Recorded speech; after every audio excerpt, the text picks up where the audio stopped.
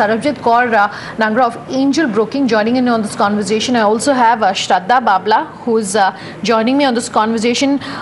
Sarabjit, I was just going through a report by Macquarie which is saying that the industry could see a hit of nearly 3.9 to about 4% across categories. In your own estimate, what is that impact going to be?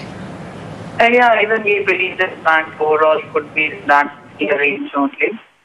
And it will be more in the case of respiratory and anti-diabetic and pain management category. And then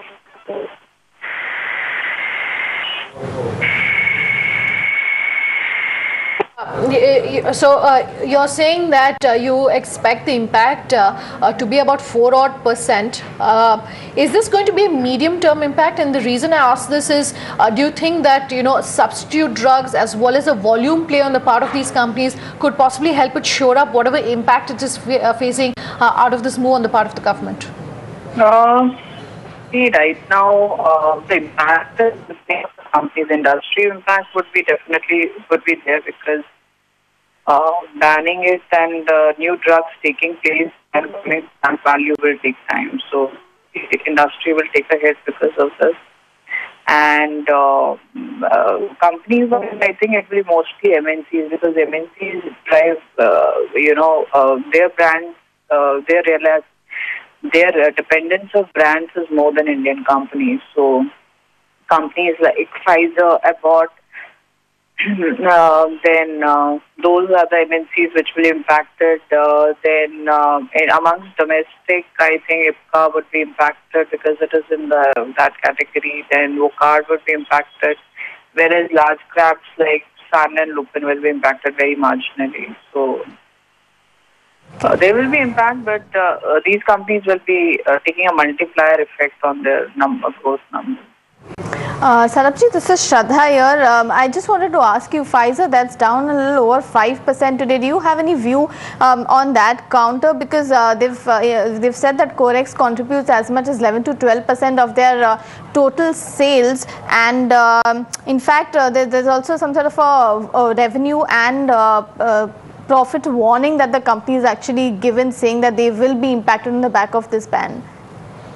Yeah, I don't track MNC Pharma, all companies except for Glaxo and Sanofi. So there I don't see much of an impact. Pfizer, yeah, of course, as I said, its main brand Corex is there. So these kind of brands are very known brands. Even these are OTC, they are so well established brands that people identify without even prescription go and buy these brands. So I guess, yeah, these companies, as I said, the problem is not that these companies have anything to do with it, just that they are not that diversified as Indian companies are. So when a brand comes into picture and it gets in this case it's going to ban, then it definitely will be a hit for companies like Pfizer, Abbott and others.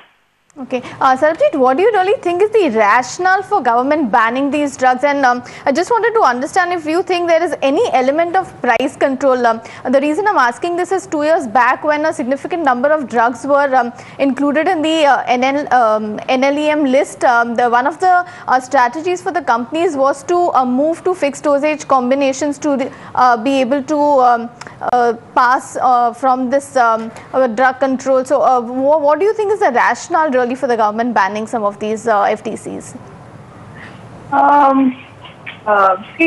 Rationale is, they have mentioned as a safety concern. They are bothered that these drugs are in a way not safe for consumers to use. So it is something which is beyond pricing and beyond and as we know, even I have been tracking pharma. I know various ways by which companies have been running away from pricing and other things, and this was one of the ways, as you mentioned, that you change the combinations and make sure that it's out of the preview. So DPCO or NPPA has become strict with respect to such nuances or stuff happening in the industry because it doesn't add value to consumers. And moreover, I think in this case, It's more to do with safety, so it's nothing economical about it. I mean, it's done over safety concerns. So I guess it has a bigger ramifications just than economical ramifications. But yeah, there are why these evolved. One of the reasons have been pricing. So yeah. So, but I don't see a rationale why there could be unless industry fights it out that these are safe drugs and. There one possibility that emerges is these companies could file a case against the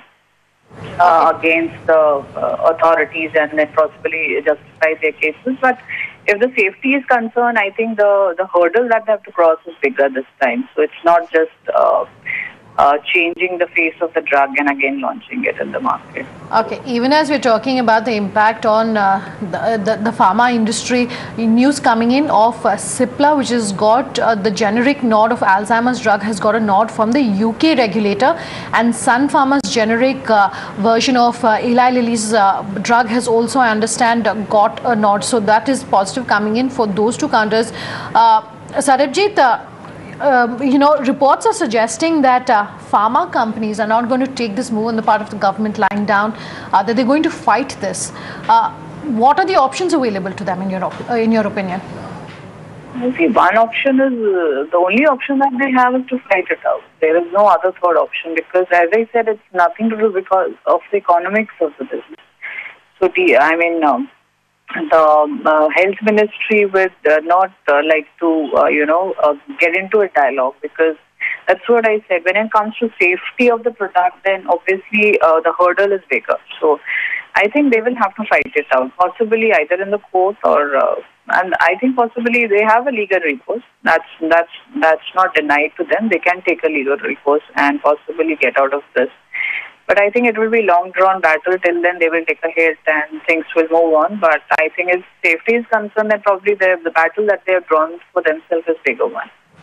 Sarabjit, given the fact that this government ban is applicable immediately, do you really think this will also mean that the channel inventory, that is the stocks at the retailer and distributor levels, will also additionally have to be destroyed?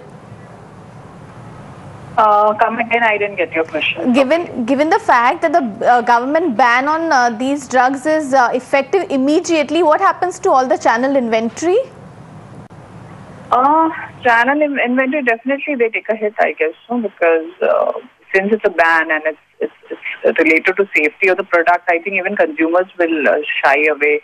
You have seen the example of Maggi happening. So I think consumers will take a note, and either which way it will, companies will have to take a hit, or inventories will have to be destroyed. So yeah, because these are, as I mentioned, most of these products, I'm not saying all, but in the category of anti-infective and in the category of respiratory, many of these drugs which have been banned they're OTC in nature.